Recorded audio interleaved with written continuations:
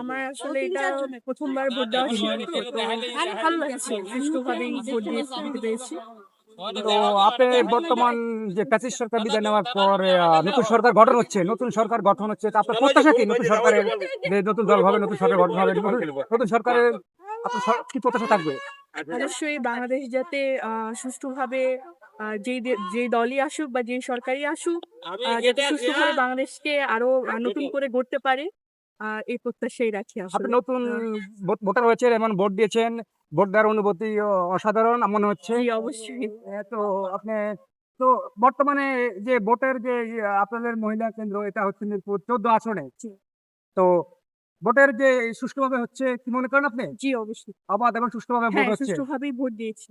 তো বর্তমান ঢাকা জনগণ বর্তমান যে আপনাদের যে জনপ্রত্যাশা যে আপনি যে ইয়াং জেনারেশন বা তরুণ প্রজন্মের তারুণ্যের ভোট, সে যে কোটি কোটি তরুণ ভোট দিচ্ছে, তরুণ তরুণী ভোট দিচ্ছে, সেক্ষেত্রে তরুণ তরুণীর ভোট কি আপনি কি মনে করেন যে নির্বাচনে ফলাফলে প্রভাব পড়বে? জি, অবশ্যই। অবশ্যই প্রভাব পড়বে। জি, ওনার তো কাছ থেকে একটু নেন। আশা করছি। আশা করছেন যে জি, প্রভাব ঠিক পড়বে। আছে। সোহেল ভাই, হ্যাঁ, ধন্যবাদ। ধন্যবাদ আপনাকে, অসংখ্য ধন্যবাদ নিজ দিন থেকে। ঠিক আছে।